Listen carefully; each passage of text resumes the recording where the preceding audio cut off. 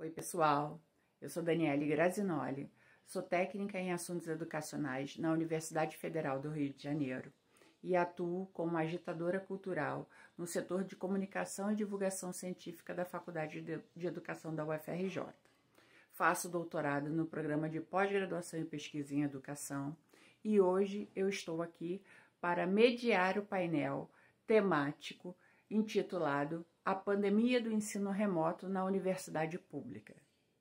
O presente painel traz análises e questões levantadas por professores do movimento docente na UFRJ, além do depoimento de uma professora da educação básica.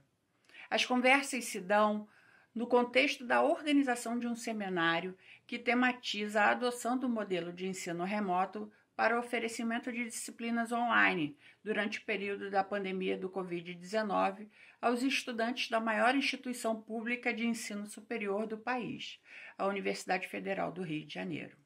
O objetivo do seminário A Pandemia do Ensino Remoto na Universidade Pública é o de debater os problemas estruturais, as concepções filosófico-pedagógicas e as inconsistências do ensino híbrido e à distância no âmbito da formação universitária.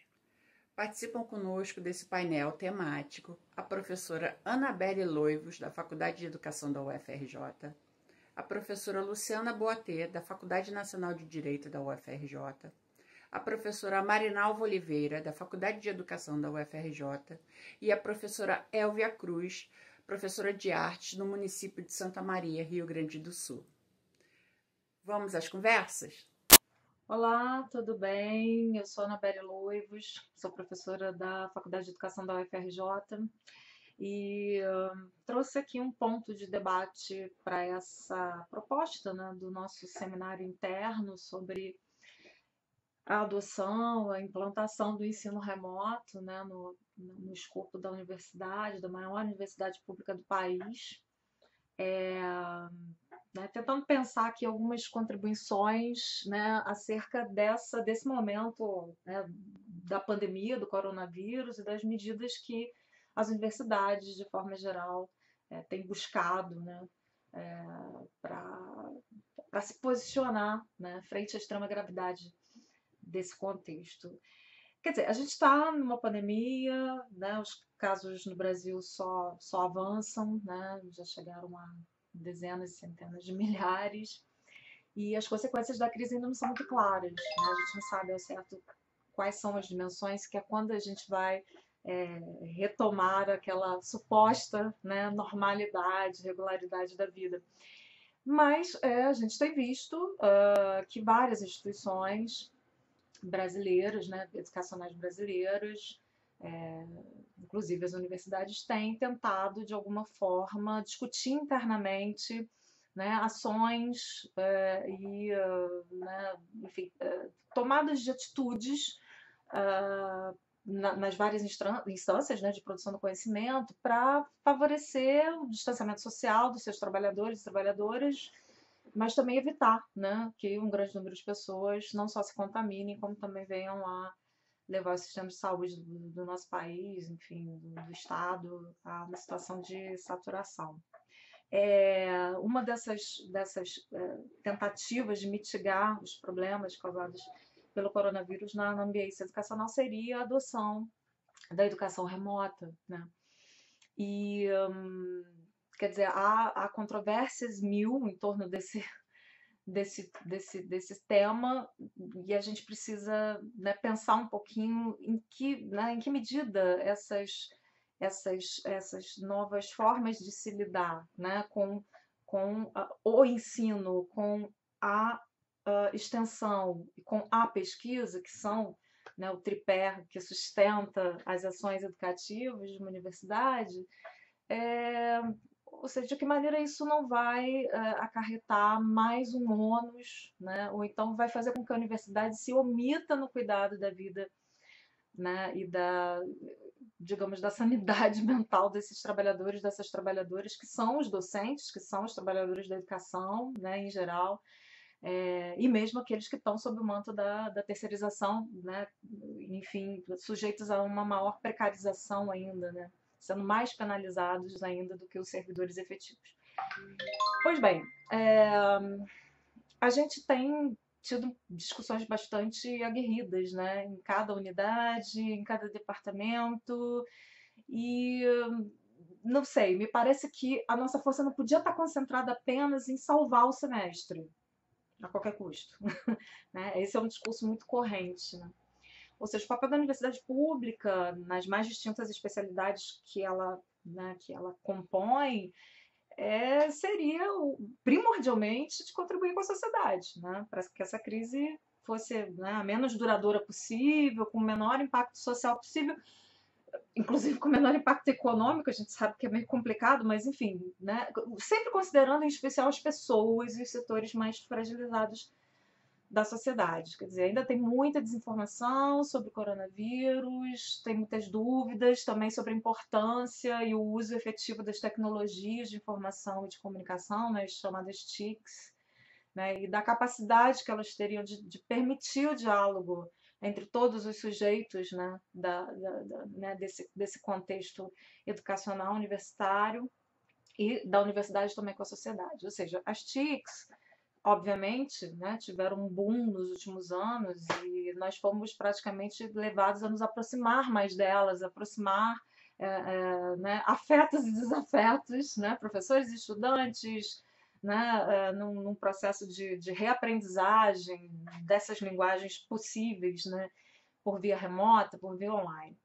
Até agora a gente não tinha precisado usar, né, de forma contundente, ou pelo menos de forma regulamentada, e nem mesmo de forma assodada ou obrigatória. Tá aí o grande X, né, o grande nó da questão. Quer dizer, nesse momento de quarentena, talvez a única possibilidade, né, que se vislumbra de a gente manter contato com os estudantes, com os docentes, com os funcionários, seja mesmo através das tecnologias da informação. Só que aí a gente começa a esbarrar nas questões filosóficas, teóricas e práticas que nos assombram. Quer dizer, a utilização dessas tecnologias para a transformação de cursos e disciplinas presenciais da noite para o dia, né, em cursos e disciplinas à distância, quer dizer, isso é que nos parece algo absolutamente desproporcional, descabido, frente à realidade que a gente tem vivido, né? De tantas perdas, de tanta dor, né? Quer dizer, de tanto adoecimento, inclusive psíquico, né? Durante a pandemia.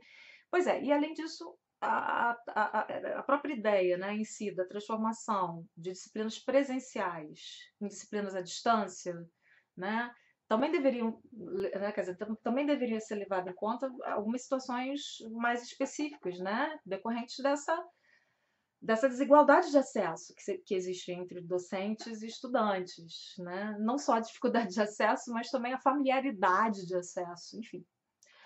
Sabe-se lá se comprando um lote de 10 mil, 15 mil, 20 mil chips e distribuindo gratuitamente entre os discentes, a gente vai conseguir dar conta, né, de cumprir o protocolo, né, de distanciamento e, ao mesmo tempo, cumprir o protocolo curricular dessas disciplinas. O que dizer, por exemplo, do estágio, né, das disciplinas né, dos cursos que demandam práticas, né, tanto em laboratórios quanto em salas de aula, por exemplo, que é o meu caso, né, eu sou uma docente do curso de letras e trabalho com estágio supervisionado, né, dos meninos que estão se formando professores. Quer dizer, como pensar a formação de professores nesse contexto? Pois bem, então essa primeira questão, né, que nos incomoda e que diz respeito à impossibilidade que haja assim, um mínimo de uniformidade na utilização das muitas plataformas que estão à disposição. Isso nos incomoda. Quer dizer, nos incomoda também a questão da segurança dessas plataformas, né, da criptografia, ou mesmo enfim, dos direitos de imagem, né, quer dizer, gravar ou não gravar aulas, essas aulas seriam transmitidas ao vivo, e aí quem não pode acessar naquele momento, como é que faz? Vai, né, fica gravado para ver depois, mas aí, né, que imagem pode ficar gravada? Enfim. Quer dizer, nem todos os professores ou professoras também dominam essas tecnologias, né, nem contam com uma infraestrutura adequada para trabalhar isso a partir das suas residências, por exemplo, há professores, assim como também há discentes, né, que estão cuidando agora das suas próprias famílias, né, de idosos, de crianças, né, quer dizer, como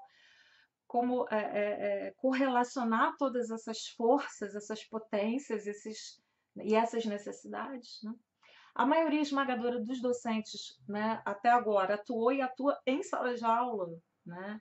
E forjou toda a sua, né, quer dizer, todo o seu, a sua crença, a sua filosofia da educação nessa relação presencial, né? Que é o principal elemento da sua docência, da sua profissão.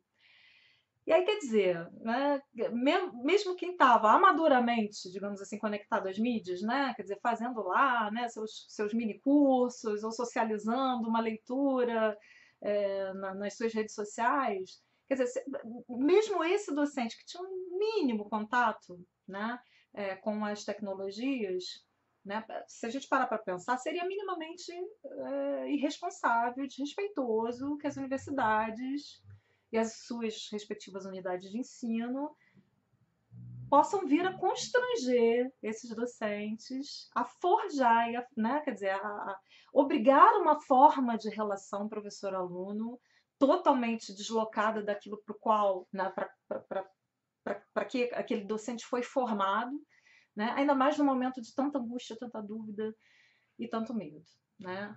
A gente tem ainda uma segunda questão que diz respeito também àqueles que seriam os receptores, digamos assim, dessa mensagem curricular, né? Já que o semestre não pode parar, né? Cadê os alunos, né? E aí? Qual é a dos alunos? Quer dizer, seria preciso, antes de qualquer proposta, né, colocada à mesa, que a gente tivesse, né, garantias de que todos os estudantes vão ter condições de acesso a esses conteúdos. E aí a gente começa a imaginar, isso é possível? Isso é possível mesmo com as universidades fechadas? Né? Quer dizer, como é que as reitorias, como é que os docentes, os técnicos, né, em assuntos educacionais vão aceitar, né? Quer dizer, vão tomar a si essa incumbência e impor isso a uma pleiade de estudantes, sobretudo no momento em que as universidades têm recebido cada vez mais um número expressivo, né, de estudantes de baixa renda, né, e cujo acesso à tecnologia é pouco ou quase nenhum. Quer dizer, é como se a gente tivesse, de alguma forma, em nome de um bem, né, quer dizer, não, mas pelo menos o semestre vai ser cumprido, o currículo vai ser cumprido, os formandos vão poder se formar, né, no prazo estipulado. Mas em nome né, desse bem que nós estaríamos fazendo, né, a um grupo de alunos, a gente estivesse também instaurando, né, aquecendo, de certa forma, um certo estado de exceção, né, nos processos deliberativos internos da própria universidade. Né? Tá tudo sendo feito sob um atropelo gigante, né, sem consultar de forma realmente democrática, né, com uma avaliação diagnóstica ampla, né, todas as instâncias, né, que teriam direito a voz e voto na universidade. E aí, quer dizer, eu acho que nesse momento, né, é um momento grave inclusive para a autonomia universitária, porque fica parecendo que essas questões, né, e esse assodamento com que a questão do ensino remoto vem sendo tratado, designa uma certa, né, um certo baixar a crina né, para a instância máxima, que é o MEC. Um MEC que está acéfalo, né? Todo mundo sabe disso. Está há meses acéfalo, né? E aí, em nome de, né, normas, protocolos, etc., a gente acaba, né, quer dizer, pelo menos na UFRJ, em menos de 15 dias, né, foi formado um GT, né, a convite da reitoria, para se formular uma série de normas, de regulamentações, de prerrogativas, e as unidades foram invadidas com esse pedido de urgência, e a gente está aqui tentando pensar nisso de uma forma menos, né, cataclísmica. Né? Nesse momento era necessário que a gente tivesse mais calma, mais pé no chão e mais diálogo com todas as instâncias envolvidas.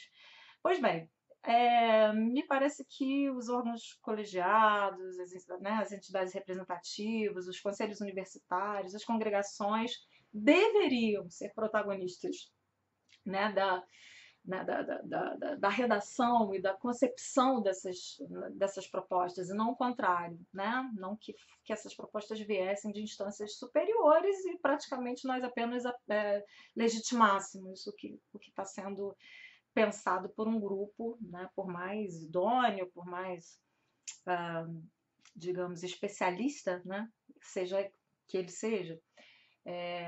Quer dizer, esses problemas eles só tendem a se potencializar. Quer dizer, a gente está pensando em soluções para o semestre 2 de 2020, ou seja, o semestre 1 de 2020, até que se prove o contrário, foi cancelado, né? Quer dizer, a gente está com um calendário acadêmico suspenso.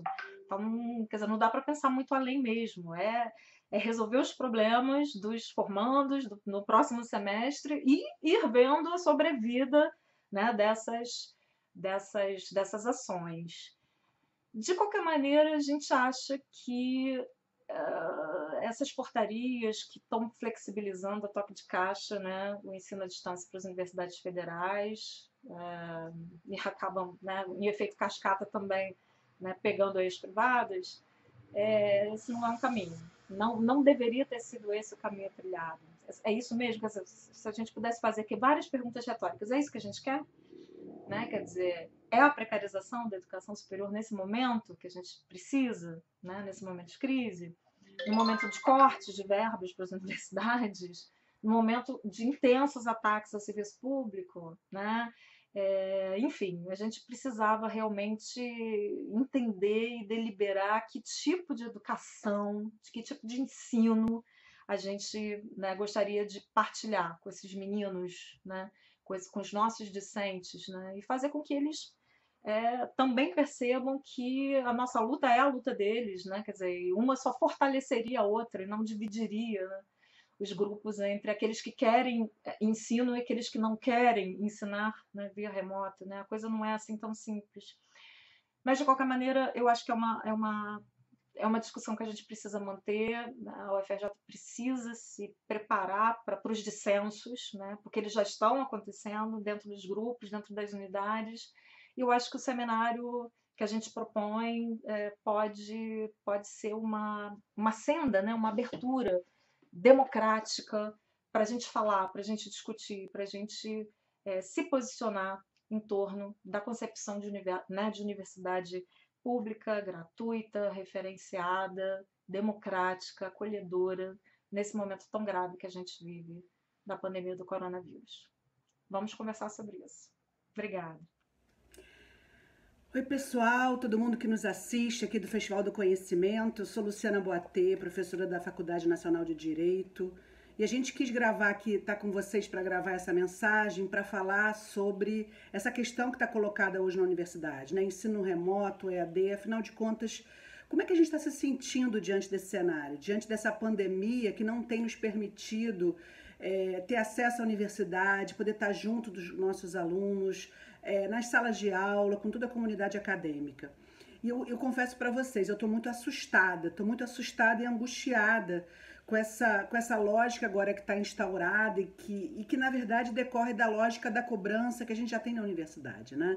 Ou seja, nós ficamos 3 meses aí com a suspensão das aulas, nós, professores e professoras, com uma atividade em casa, remota, muito intensa, né? Orientações, reuniões, pesquisa, extensão, né? Especialmente numa faculdade de Direito, que os tribunais também agora estão todos virtualizados, nós também passamos o nosso projeto de extensão, então, pelo desafio de ter um momento em que os próprios tribunais estão funcionando virtualmente e a dificuldade que a gente tem de fazer a defesa dos nossos assistidos, né? No caso das mulheres assistidas pelo nosso projeto de extensão. Enfim, eu poderia estar debatendo com vocês todas as dificuldades das reuniões virtuais, do cansaço que a gente vivencia todos os dias, né? Desse estresse digital, no meio dessa crise humanitária que a gente está vivendo. Em especial, também na extensão, a gente trabalha com a questão das prisões. As prisões também estão muito impactadas, muitas pessoas morrendo de Covid-19.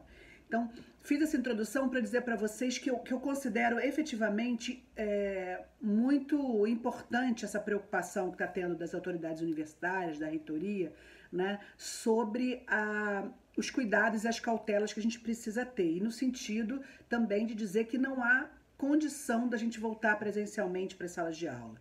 Não há condições, inclusive, não sei o resto de vocês que nos assistem, o pessoal que está aqui trabalhando à distância, mas assim, eu dou aula numa sala micra com 60 alunos, sem janela e com ar-condicionado. Né, por uma questão de segurança e de saúde, a gente não poderia retornar para essa sala de aula nesse mesmo cenário, com essa epidemia. Portanto, é correta a decisão de não retornar às aulas. E eu, particularmente, também considero correta a decisão que hoje está sendo revista, infelizmente, mas que suspendeu as aulas nas universidades, as aulas presenciais, tanto nas escolas privadas como nas públicas.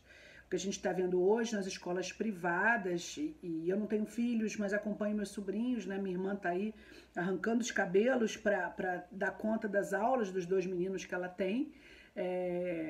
Somos privilegiadas porque temos condições de ter computador. A minha irmã tem 2 computadores que dão conta, inclusive, dos 2 assistirem a aula ao mesmo tempo. Mas o que está me angustiando é essa projeção de retomada virtual das aulas de forma remota, ainda que emergencial na UFRJ, sem que a gente tenha conseguido efetivamente planejar, ou está colocado hoje esse planejamento que a gente deveria começar a fazer até agosto, né? Está sendo decidido, quando eu estou gravando esse vídeo, a gente ainda não tem a decisão definitiva do Consune, que ia se reunir ainda para definir, mas há uma indicação de calendário do SEG. O que me preocupa? Me preocupa, em primeiro lugar, os dados de uma pesquisa que deixam, que pela própria forma da pesquisa ser feita com os estudantes, né, em especial, já indica que boa parte deles não respondeu ao questionário. E essa não resposta ao questionário possa estar colocada como uma ausência até de acesso ao questionário. Né? Hoje, a internet, mesmo em espaços privilegiados, como eu, que sou professora, associada, tenho um doutorado, né, tem uma internet em casa que é internet de fio, né, costumava ser muito potente. Hoje ela não está dando conta das minhas atividades e nem estou fazendo aula, porque as aulas estão suspensas. Então, se para mim é difícil esse acesso à internet, imaginem para esses estudantes. Né? Muitos deles nem conseguiram acessar ou preencher o formulário que foi perguntado sobre as condições que temos de acesso à internet. Então, isso é muito sério. Mas também nós temos dados dos estudantes em relação à própria questão mesmo, ainda com acesso à internet, né? As aulas vão ser ministradas, os estudantes vão acessar as aulas pelo computador, por um computador que vai ficar em que sala, que tipo de atenção os alunos vão conseguir dar às aulas. Ou a gente vai gravar a aula e os alunos vão assistir no celular, nessa caixinha pequena com essa tela. E a interação entre alunos e professores? Então, eu entendo aqueles que colocam que, olha, é emergencial, vamos resolver, vamos assim, pegar esse período letivo especial, vamos resolver tudo de agosto a outubro e a gente já supre essa interrupção das aulas de 3 meses. Bom, eu penso que não pode ser assim. Eu acho que a gente tem que planejar, a gente tem que estar muito ciente dos desafios e das dificuldades, inclusive de acessibilidade visual, acessibilidade também de pessoas surdas. Como é que a gente vai fazer com os estudantes que têm, né, algum tipo de deficiência? Como é que a gente vai dar conta? Como é que a gente vai dar conta dos estudantes que não têm acesso, né, seja uma tecnologia, seja uma internet, seja uma condição no seu espaço doméstico de estudar? Alunos e alunas que estão com crianças em casa, professores e professoras que estão com crianças em casa. Então, tudo é muito complicado. Então, me preocupa que a gente não tenha conseguido discutir profundamente esse tema. Então, que esse espaço aqui, eu considero esse espaço desse tal do Festival do Conhecimento, infelizmente eu não tenho conhecimento sobre esse tema do EAD nem do ensino virtual para passar para vocês. Mas eu gostaria que a gente estivesse fazendo um debate crítico sobre o que é ensino virtual, quais são os desafios do trabalho remoto. Eu gostaria que a universidade pudesse estar aproveitando esse momento para, ao invés de ficar definindo calendários de forma rápida ou jogar para dizer que vamos voltar às aulas remotas, que a gente pudesse estar fazendo um profundo debate interno. E esse debate, sim, podia estar sendo virtual. Então, essa minha conversa e também das outras companheiras e colegas que estão nesse painel aqui com a gente, a proposta é que a gente aprofunde esse debate.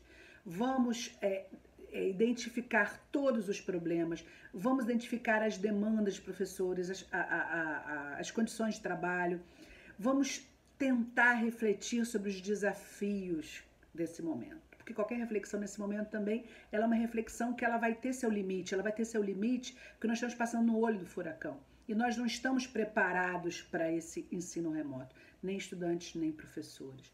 Então, e eu também temo muito que essa ausência de reflexão crítica, essa ausência de uma reflexão profunda, intelectual, mas também política sobre esses temas, sobre os desafios de uma epidemia, que ela é democrática, porque ela pode chegar a todo mundo, mas os efeitos dela não são nada democráticos. Os efeitos dessa epidemia afetam especialmente pessoas pobres, pessoas negras, jovens, mulheres em especial, sobre a questão do cuidado.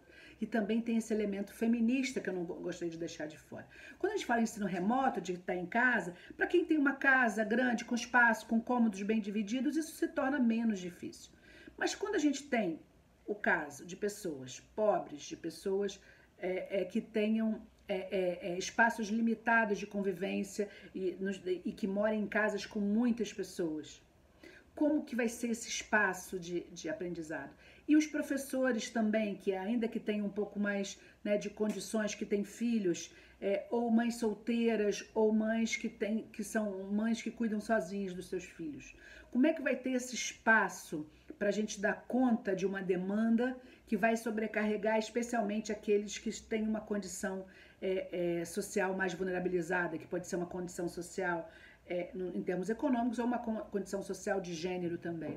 Enfim, são muitos elementos que a gente precisa conversar, e eu espero que esse espaço aqui que a gente está formulando, e vejam que esse espaço que a gente está formulando, eu estou tentando conversar com vocês, também é um espaço virtual. Esse vai ser um vídeo gravado, que vocês vão assistir alguns dias depois, e que eu não vou conseguir interagir com vocês. Então, olhem o que a gente está passando, gente. A proposta que talvez de conversas com professores que eu fiz, alguns professores, talvez a proposta mais realizável em ter, mais capaz de ser concretizada, seja a gravação de aulas. E aí a gravação de aulas que os alunos já vão receber num outro momento. E na matéria que eu dou, e é impressionante isso, na matéria que eu dou, que é direito penal, a todo dia tem uma lei nova. Então hoje eu vou gravar uma aula que vocês vão ver amanhã, ou vão ver fora do dia, ou vai acontecer alguma coisa no dia, e os alunos vão assistir sempre com um delay.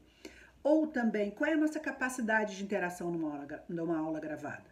Né? O que a gente perde com esse ensino? O que a gente perde com essa falta de contato e com essa sincronicidade, né, da fala, do ensino, do aprendizado, da troca? Porque eu também acredito numa educação que seja diferenciada, numa educação em que o professor não seja apenas um mero reprodutor de um saber já constituído, um saber opressor, um saber dominador, um saber machista, um saber que reflita uma ciência produzida por uma classe dominante.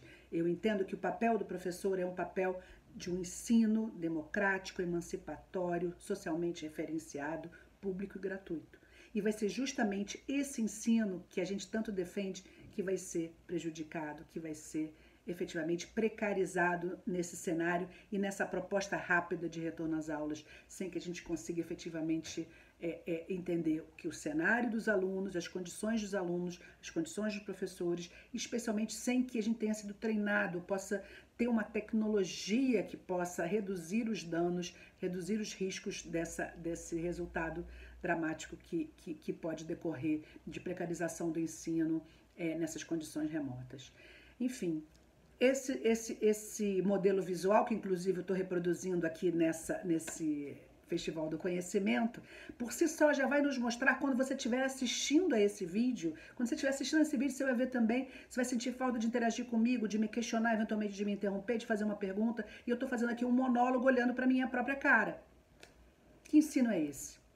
né? Que ensino é esse? Eu estou correndo aqui porque eu tenho que dar assistência para os meus pais, eu tenho um pai que tem uma condição de vulnerabilidade de saúde, ele é transplantado, ele fez um transplante de coração, e ele e minha mãe precisam ser cuidados nessa pandemia, precisam receber cuidados especiais. E eu estou sendo demandada por eles a toda hora. Então, gente, é isso. Que esse vídeo e que esse Festival do Conhecimento sirva para a gente refletir sobre as limitações e a precarização dessa forma de comunicação.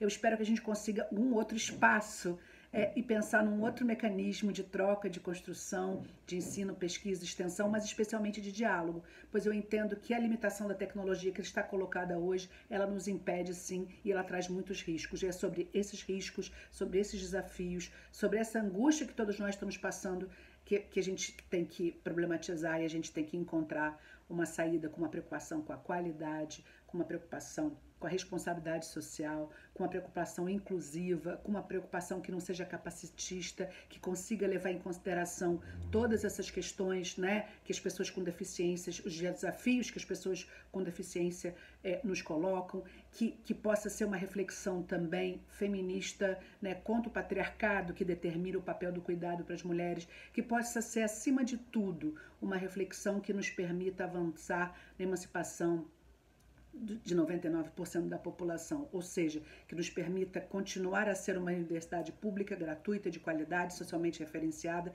e justamente por ser socialmente referenciada que ninguém pode ficar para trás. E o meu receio da forma como está sendo encaminhado essa retomada das aulas virtuais e remotas, ainda que emergencialmente, seja uma forma de deixar tantos e tantas alunos e alunas para trás.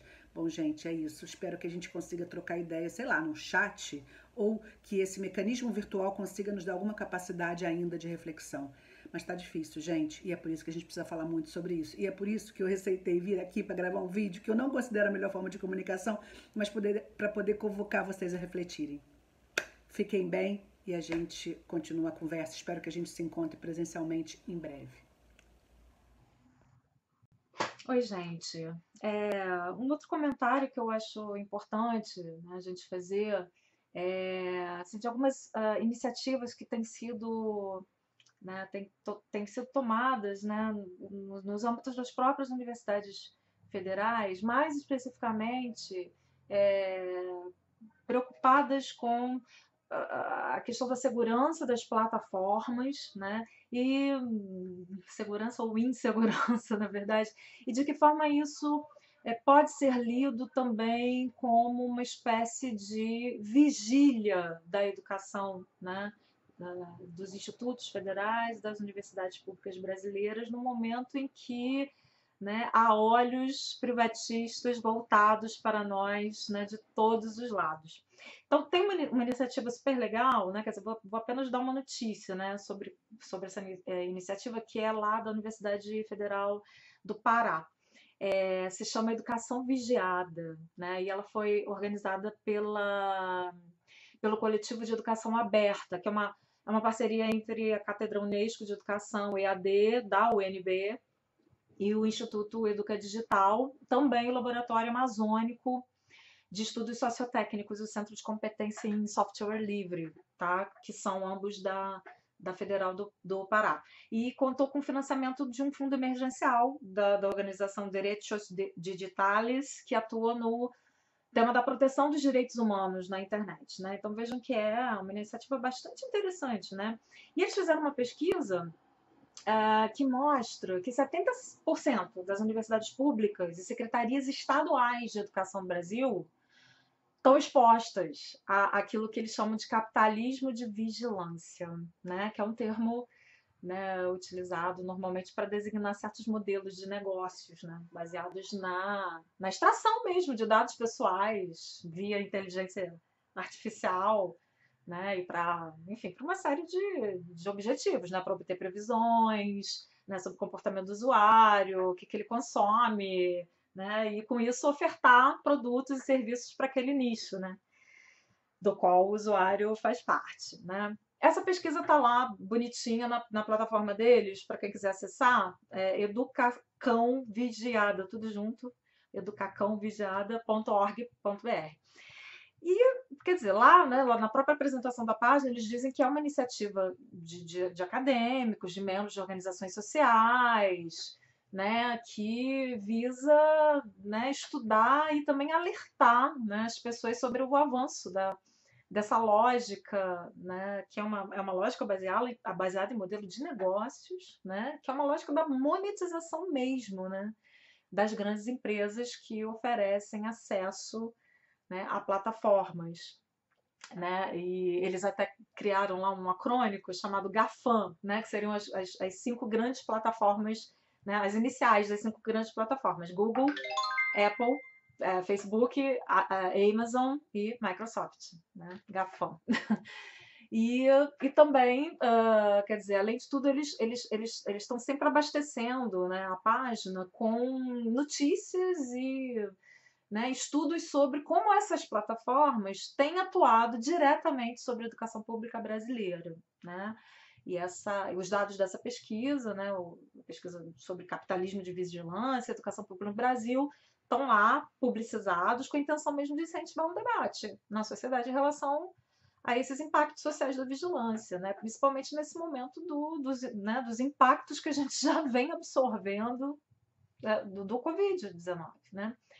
E aí eles estão chamando a atenção dessas pessoas, né? Quer dizer, quem são os leitores em potencial dessa plataforma? São professores, são alunos das universidades públicas, são administradores, são pais também de alunos e alunos da educação básica, né? Assim como pesquisadores e a comunidade em geral que se interessa pelo problema, né? Quer dizer, né? Por essas duas questões, educação, privacidade, né? Educação e vigilância, educação e segurança de dados, né?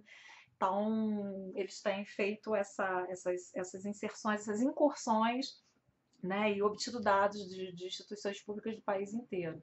E uma coisa muito curiosa, né, eles chegaram a uma conclusão, lá tem vários gráficos, né, vale a pena vocês darem uma olhada, que quase 65% das instituições, de alguma forma, né, até agora, até o ano de 2020, acabaram entregando para essas plataformas dados sensíveis de comunicação, né?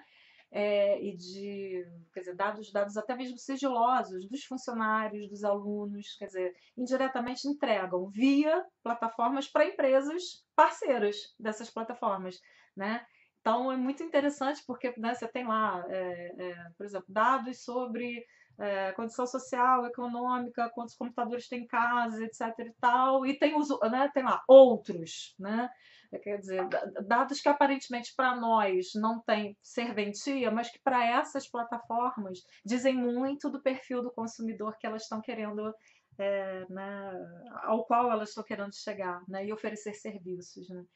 E serviços mantidos, isso é que é mais grosso, são serviços que, de certa forma, né, via privatização, né, de alguns setores internos da educação pública, serão mantidos pelas próprias instituições ou entidades governamentais, né? Isso é o mais grave, né? Quer dizer, é a educação pública gastando dinheiro público para pagar plataformas privadas que vão dizer para a gente o que pode ser ofertado para nós, para os nossos alunos. Esse é um problema extremamente grave. A gente está vendo esse crescimento da oferta de serviços, de softwares informacionais, né? As instituições públicas, né? Sempre vem assim com aquela capa do não, mas é uma versão demo, vamos experimentar, é gratuito. Né? Como se veiculou, por exemplo, na Secretaria de Estado do Rio de Janeiro, de Educação, né? Veiculou maçantemente que, né, a parceria deles com o Google era gratuita. Né? O que as pessoas não entenderam muito bem, se o próprio Estado do Rio de Janeiro já tinha, né, toda uma expertise, uma plataforma já construída, já solidificada, dentro do CEDERJ, por exemplo, né, para oferecer educação à distância, e ela foi simplesmente desprezada, né? A parceria foi feita com o Google, enfim. Só que a gente sabe que essas parcerias gratuitas têm, claro, como contrapartidas ocultas, né, a coleta de dados, o tratamento desses dados, a utilização, comercialização, né, dessas informações comportamentais, né, dos usuários, enfim. É uma relação para lá de obscura, né? Uma vez que nem existe legislação que proteja esse público, né? O menino que está lá tentando acessar a internet com um chip dado pelo governo do estado, em cima da mangueira ou em cima da laje da casa, e que, sem querer, está passando, né, a tá passando seus dados aí para serem violados, né? Uma violação da privacidade dos professores, dos gestores, de todo mundo, né?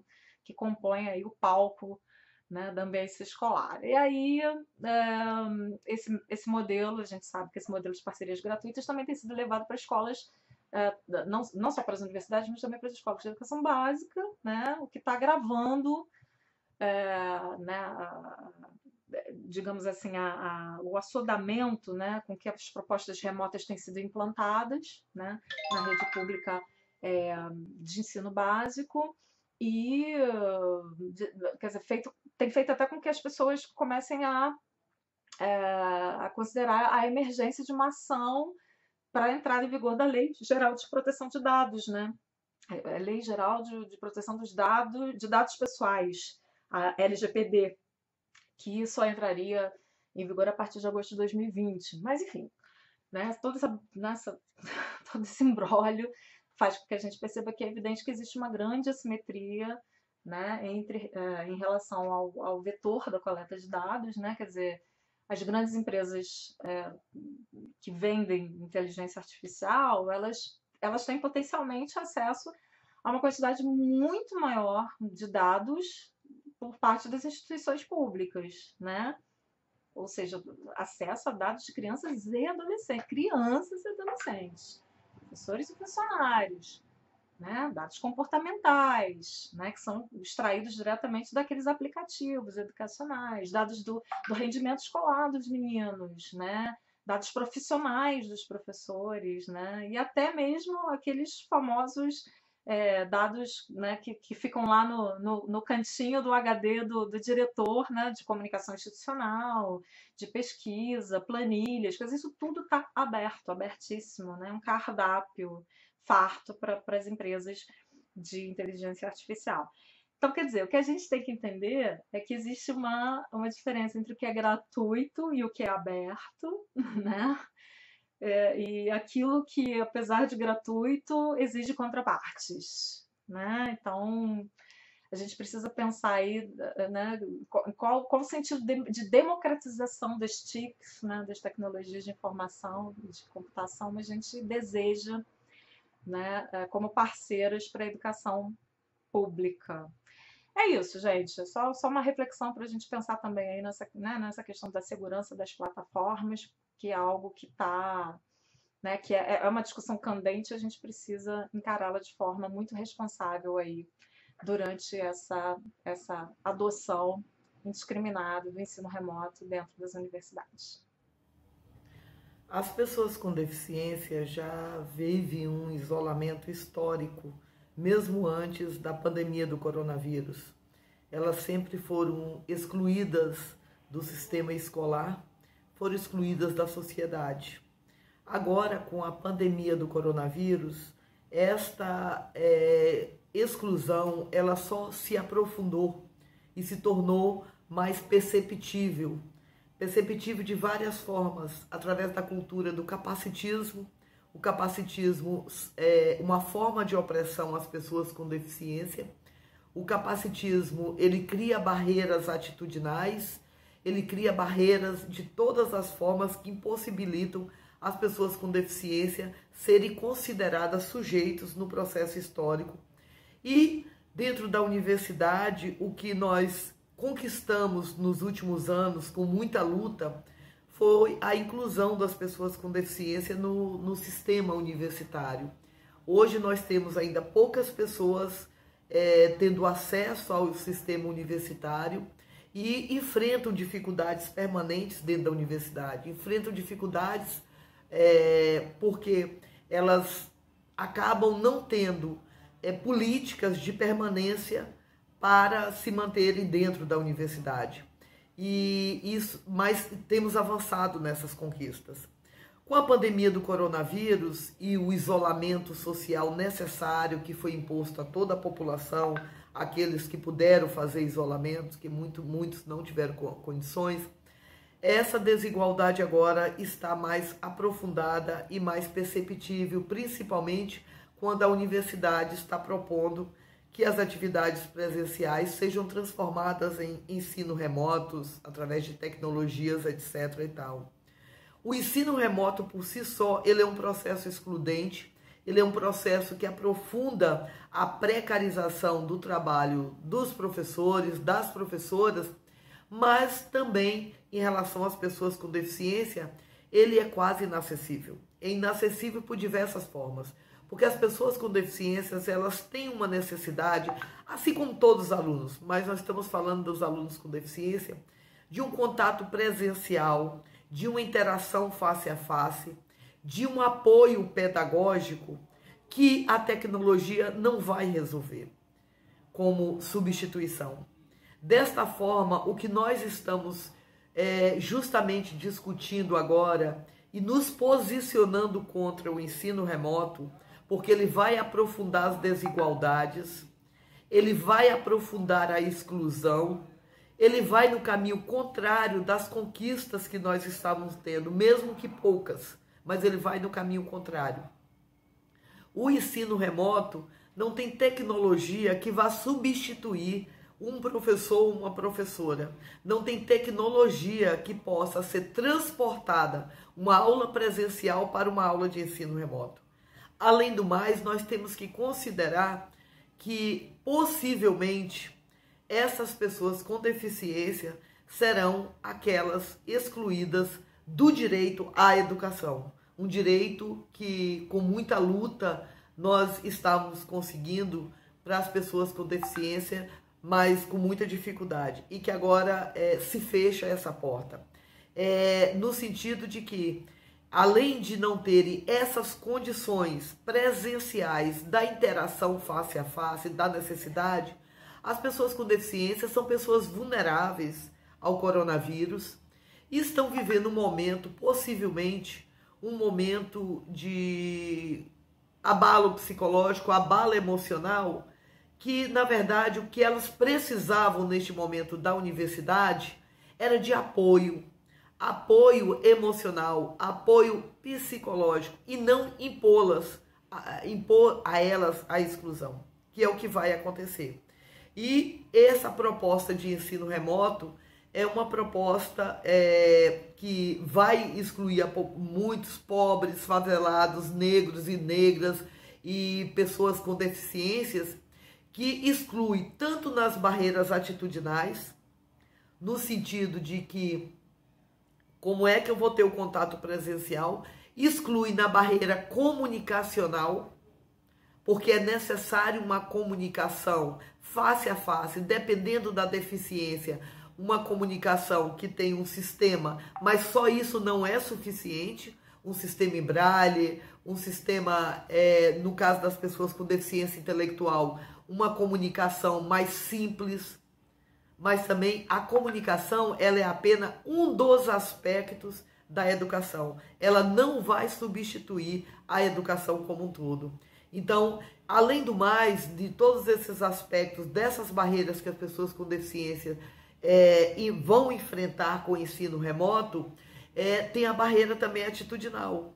A barreira atitudinal no sentido de que como fazer uma aula online com uma pessoa que tem uma deficiência intelectual, que exige sempre um professor de apoio, mais um professor da sala regular, exige adequações. Adequações não é só pegar material e transformar, minimizar conteúdo, pelo contrário, adequações não pode ser minimizar conteúdo. Adequações tem que dar o conteúdo com qualidade, mas esse conteúdo tem que ser flexibilizado no sentido de entender quais são as dificuldades, as barreiras enfrentadas para a pessoa com deficiência e como nós, professores e professoras, fazemos isso no presencial, que é conversando, que é na interação face a face.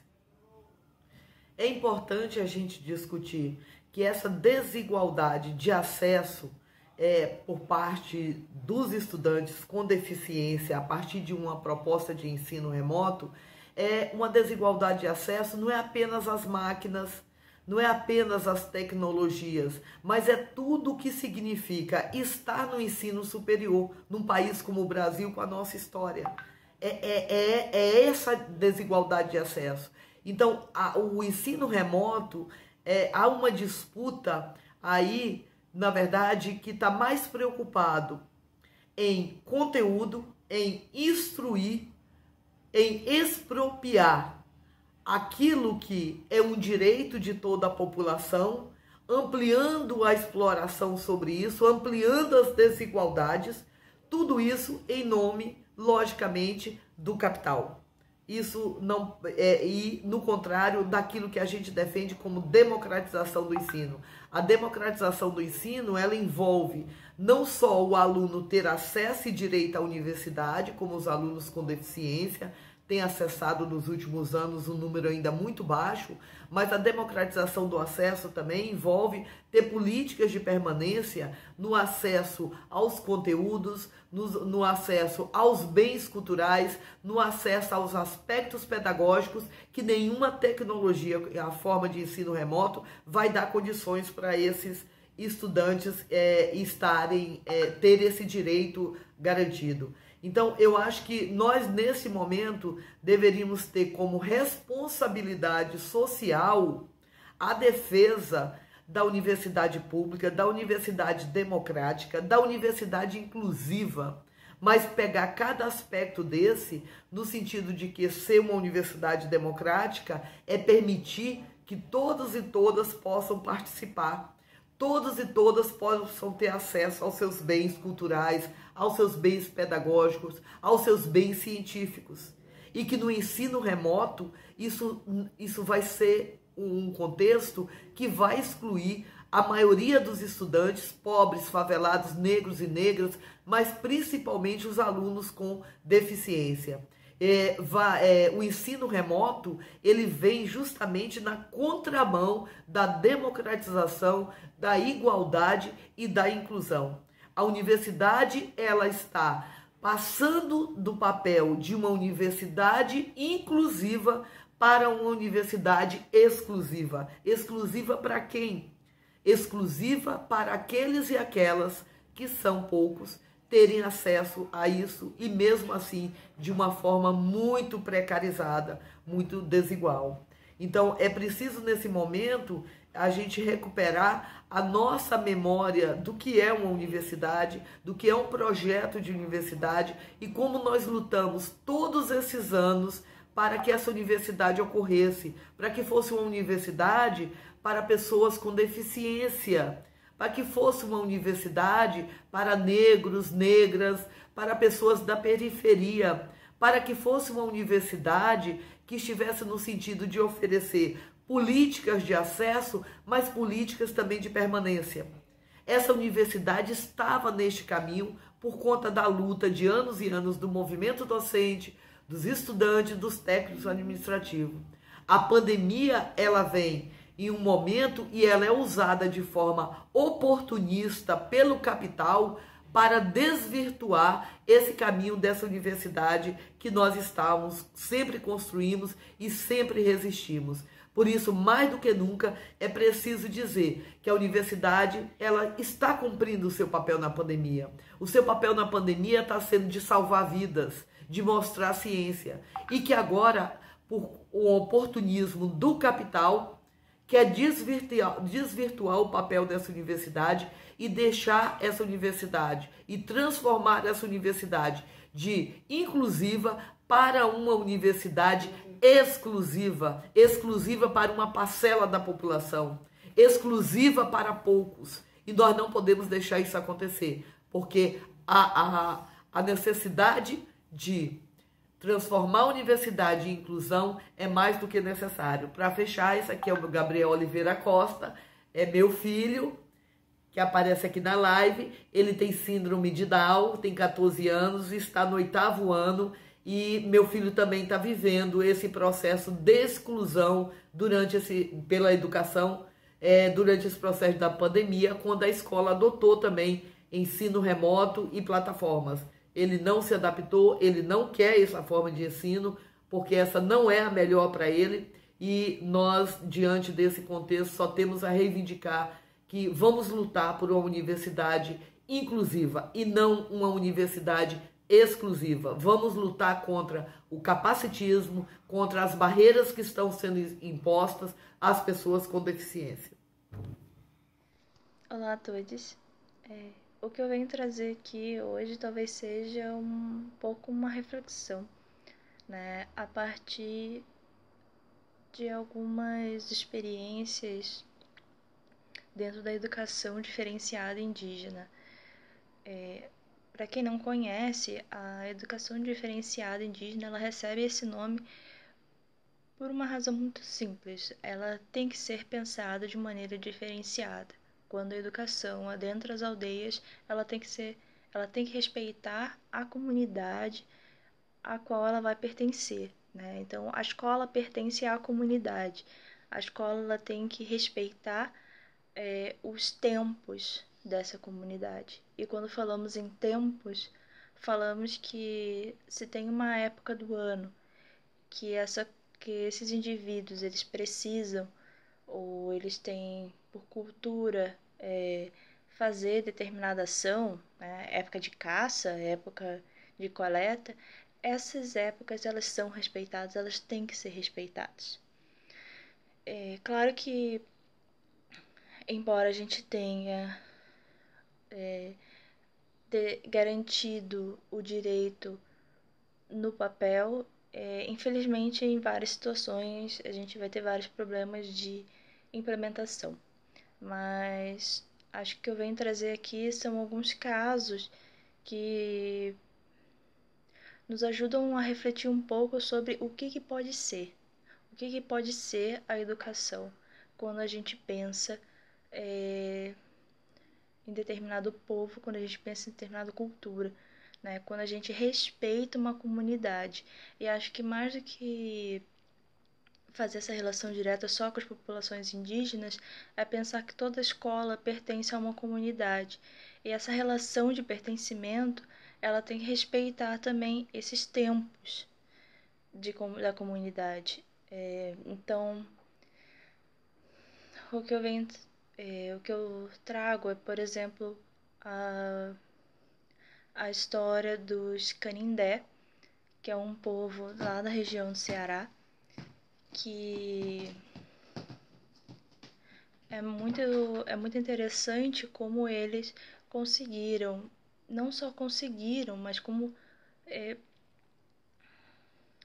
eles construíram, né, um pilar para conectar a escola com a comunidade, com a sua cultura, né, e como isso pode se tornar um exemplo para a gente, né? Claro que acho que podemos começar com o fato de que eles, através do cacique, né, essa é uma história já bem conhecida, porque os Canindé têm um museu, o Museu do Canindé, que foi criado pelo cacique da aldeia, o cacique Sotero, e é muito interessante que durante anos ele coletou materiais, coisas que ele ganhava, coisas da própria etnia, coisas de outras etnias. E ele não apenas coletou material para esse museu, como ele fez a sua seleção, a sua curadoria sobre esses materiais e a classificação desses materiais, né, do que era deles e do que não era deles, né, do que era mais antigo, do que era mais recente, e como isso enriquece a relação dessa comunidade com esses objetos, com o conhecimento, né? Como isso traz muito mais do olhar deles sobre aquilo. Então as coisas elas passam a fazer mais sentido. Além do museu, né, os Canindé têm a escola, e quando a gente fala no pilar, é muito interessante que esse pilar ele é composto por 3 bases importantes: a escola, o museu e a comunidade. Então, esses 3 eles têm que estar juntos. Se eles não estiverem juntos, perdem o sentido, né? Então, a escola, ela serve a comunidade serve a escola serve o museu serve a escola, e assim vai, né? Então, eu acho que esse exemplo dos Canindé é super interessante para a gente pensar um pouco como a escola, ela só existe, ela só tem sentido quando ela está também preocupada com a sua comunidade. E um exemplo mais específico de respeito aos tempos, e aqui eu retomo os tempos porque estamos vivendo um tempo de pandemia, então acho que talvez isso tenha faltado muito, esteja faltando muito, né? É o respeito aos tempos. A educação intercultural, a licenciatura intercultural indígena, que é um curso de professores lá da Universidade Federal de Roraima, voltado para as populações indígenas, para a formação de professores indígenas, é um ótimo exemplo para a gente começar a pensar como as instituições elas têm que se adequar aos tempos dos indivíduos, né? Primeiro que foi um curso muito discutido entre as comunidades e a universidade, então você tem uma instituição, um curso que ele foi planejado coletivamente, ele teve discussões, ele teve participação ativa daquelas comunidades, que são as comunidades que vão receber esses indivíduos que estão sendo formados, né?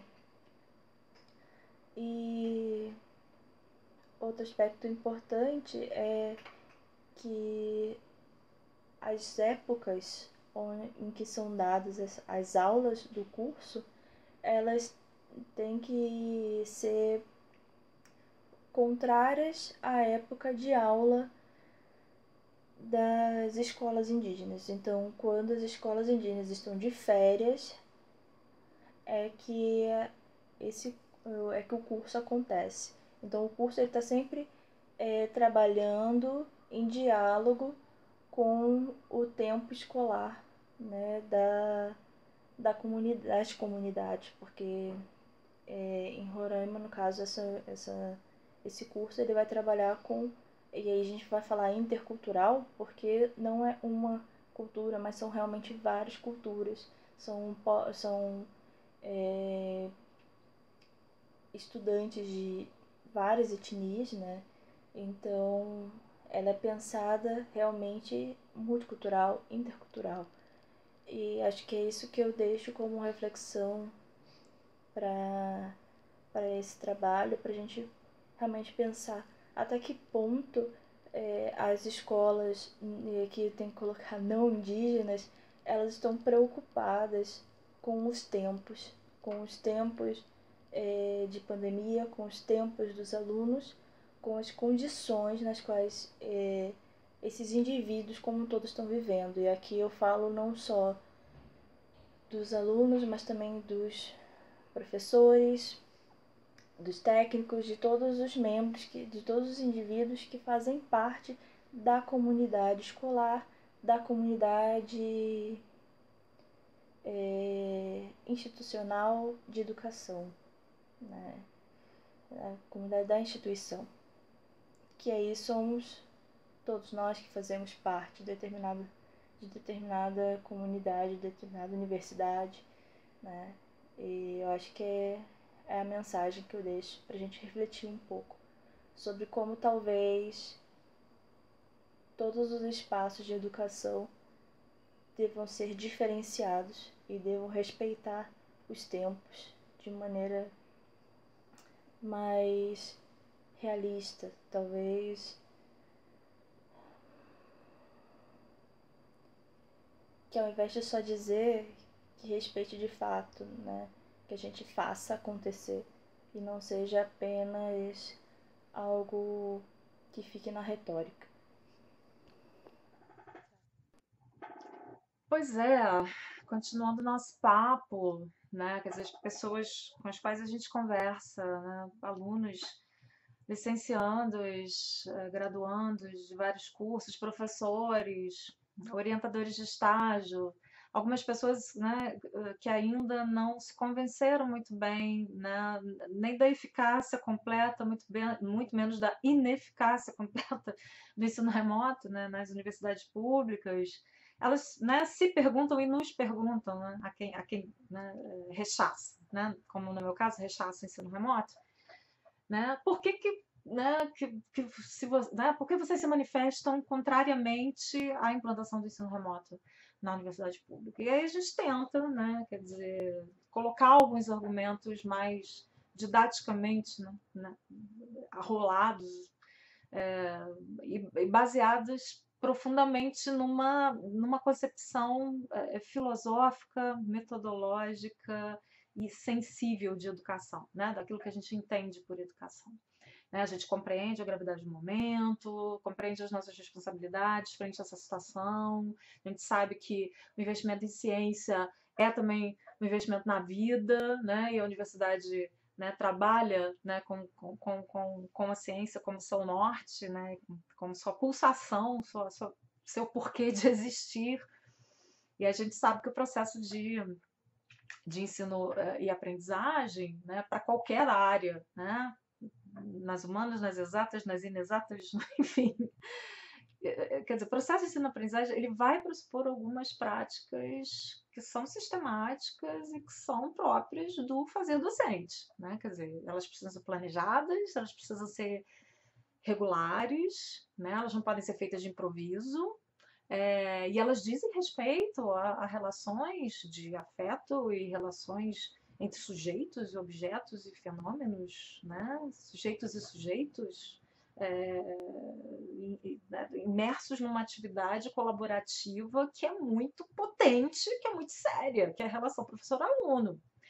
Então, vejamos, né? A educação, que é, né, quer dizer, que é teoricamente não, é na prática o processo pelo qual a gente se torna gente, a gente se torna humano, né? Ela não pode ser pensada de maneira, né, atabalhoada. Ela depende de uma ação responsável, coletiva, depende das interações sociais e depende, né, né, da livre participação, né, nessas interações. E aí a gente começa a se perguntar, né, será que o debate que está rolando em torno do ensino remoto nas universidades, ele está sendo pautado por essa concepção de educação que nos torna humanos, que nos torna gente, que nos torna agentes da vida, né, da ciência pela vida? Ou então ele está mais calcado na superficialidade da pauta do capital, né, do capital que vê no ensino, né, na universidade pública uma oportunidade de expansão, de mercadorização, né? Quer dizer, literalmente de privatização de um direito social, né? Quer dizer, colocando, né, o discurso de que o ensino remoto é a única solução nesse momento, não tem saída, né? E a gente se pergunta, quer dizer, será que a preocupação maior, né, desse coletivo deveria ser estritamente com o cumprimento de um calendário escolar e não com o processo formativo? Por que o ano escolar precisa coincidir com o ano civil? Isso também, né, essa discussão também está se dando na educação básica. Quer dizer, que noção de tempo, de espaço é essa que não consegue considerar a importância e a preeminência da preservação da vida? Isso é grave, isso é sério. Quer dizer, tem interesses internos aí e também externos que estão subjazendo a essa noção que a gente tem de aprendizagem remota. Também é possível aprender remotamente, né? Com todas as limitações que isso possa trazer, mas é melhor isto do que nada. Enfim, é um discurso que, quer dizer, nos impacta, né? E tem impactado alguns colegas têm caído aí nessa esparrela, porque não conseguem responder essas questões, né? Quer dizer, o que está no horizonte desse modo de aprender, né, via remota? O que se pretende, né, ao viabilizá-lo de qualquer forma, né? Toque de caixa. Que prejuízos, de fato, haveria, né, para os estudantes se a gente adotar o ensino remoto como única forma de interação nesse momento, né? E, quer dizer, o que não se pensa agora, mas tem que se pensar mais para frente, quer dizer, existiriam danos também jurídicos, técnicos, formais, administrativos para esses estudantes que não tiveram a possibilidade de cumprir a carga horária das suas disciplinas presencialmente, né? Mais uma vez eu dou exemplo da minha área, que é de orientação de estágio, né? Como cumprir o estágio remotamente. Enfim, tem uma série de questões que vão levar a gente a palavras, né, muito recorrentes, né, como a exclusão, o adoecimento físico, psíquico, as relações de sociabilidade totalmente precarizadas, enfim, se a vida não está normal, as atividades pedagógicas também não poderiam estar, né, porque elas seguem o fluxo da vida. E essas discussões sobre ensino remoto precisariam passar por todas essas questões filosóficas, né? Assim, a gente ainda não tem, por exemplo, dentro da UFRJ, né, apesar de todos os esforços de vários grupos e, enfim, desde a reitoria até, né, passando por iniciativas locais, né, especiais de cada unidade, a gente ainda não tem um quadro, por exemplo, estatístico balizado e solidificado sobre quantas pessoas vão ficar de fora, né, dessa pretensa inclusão digital. A gente ainda não tem isso solidificado, né? Até porque a forma que se escolheu para se chegar até esses estudantes, que é a forma do questionário, né, do formulário, ela também adotou a prerrogativa de ter sido feito online. Então, quer dizer, esse questionário não chegou para todo mundo. Então, fica complicado, né, tirar uma amostra substancial, né, de respondentes de algo que não chegou para muitos respondentes. Enfim. Então, quer dizer, diante disso tudo, né, para a gente tentar didaticamente resumir por que nós somos contra o ensino remoto, né, a gente precisava entender que, primeiramente, não é possível fazer uma transposição direta do sistema e da modalidade de aulas presenciais para aulas remotas, né? Quer dizer, todo aquele conhecimento crítico acumulado pelas ciências de educação, etc., né, caem por terra, né, e precisam dar lugar a uma outra concepção, que é uma concepção, querendo ou não, muito mais tecnicista da educação, que já vem embutida, né, nessas modalidades à distância, seja lá o que a gente chame, né? O eufemismo que a gente queira, educação à distância, educação remota, ensino remoto, atividades online, ensino híbrido, quer dizer, enfim, qualquer uma dessas opções é de fato muito mais tecnicista do que a aula presencial, né? Outra coisa, as instituições federais, elas não deveriam, né, reproduzir os interesses mercantis, né, que redundaram aí nessa expansão gigantesca das matrículas em EAD na rede privada de ensino. Quer dizer, a gente sempre ouviu, né, nas rodas de debates internas, né, uma crítica até muito severa ao modelo adotado, ao modelo capitalista mesmo adotado pelas instituições privadas, e agora, de repente, a gente, em nome dessa manutenção do contato ou do medo da evasão dos alunos, né, da universidade pública, a gente está aderindo a isso meio cegamente, né? Enfim, os mesmos docentes que eram críticos hoje já olham isso no remoto com uma outra, né, com uma certa condescendência. A gente precisa pensar um pouquinho nisso. Uma outra razão, as relações de trabalho, né, e o trabalho docente não deveriam ser feridos, né, por essa espécie de subordinação, né, da autonomia, né, do trabalho docente, né, da liberdade de cátedra, a princípios e a interesses extra corpus da universidade, né? Porque é mais ou menos isso que está acontecendo, né? Sai um parecer assinado por um técnico ou um ministro que não ministrou nada, enfim, e aí a gente corre atrás para dar conta desse parecer, é isso mesmo que o UFRJ quer? Né? A gente precisa entender que isso pode estar ferindo o conceito de liberdade de cátedra, né, e de autonomia da nossa docência.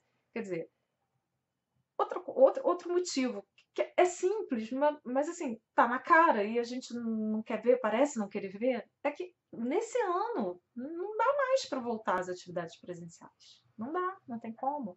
Né? Existem instituições que, né, já interiorizaram essa verdade e até por conta disso estão, né, loucas atrás de uma explicação para o ensino remoto. Mas ao invés de estar pensando, né, em como construir, né, possibilidades de retorno pós-pandêmico, estão pensando em como instituir a toque de caixa o ensino remoto, justamente porque não vai dar para voltar às aulas presenciais. Né? Eu acho que essa não é a questão de fundo. A gente precisa entender que o ensino remoto não está sendo implantado porque não vai dar para ter aula presencial. Está sendo implantado porque tem interesses econômicos muito fortes, uma pressão muito forte, né, de privatização do serviço público, da escola pública, da universidade pública, né, em termos gerais. Quer dizer, isso precisava ser amplamente discutido com a comunidade acadêmica, não podia estar sendo discutido em fóruns específicos, em GTs, né? Enfim, é algo que nos entristece também, né? A perda do sentido de coletividade, né? De instâncias coletivas que decidem juntos o futuro da universidade que queremos. Enfim, quer dizer, a gente também não pode esquecer que para a implantação de qualquer tipo de projeto, né, a gente precisaria verificar, né, garantir para os alunos o acesso, né, a essas plataformas e programas de assistência que ampliassem, né, cada vez mais o número de atendidos, com bolsas, né, para graduação, para pós-graduação, para estudantes com ou sem vínculo de trabalho. Quer dizer, porque sem essa percepção e essa sensibilidade, né, essas atividades formativas, né, não vão funcionar. Elas vão ser atividades para inglês ver.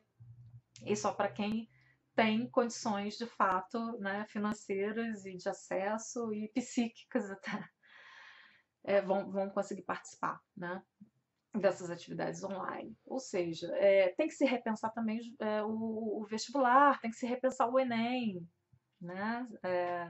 Essa situação, né, da formação né, no ensino médio, principalmente nas escolas públicas, também precisa ser pensada em conjunto com o adiamento ou não do Enem ou das provas de acesso, né, à universidade.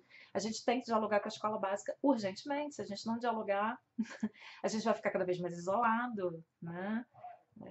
E a gente, né, quer dizer, nós, professores universitários, não passamos por 1/10 das dificuldades que os professores de educação básica têm passado com o ensino remoto, desde março, né?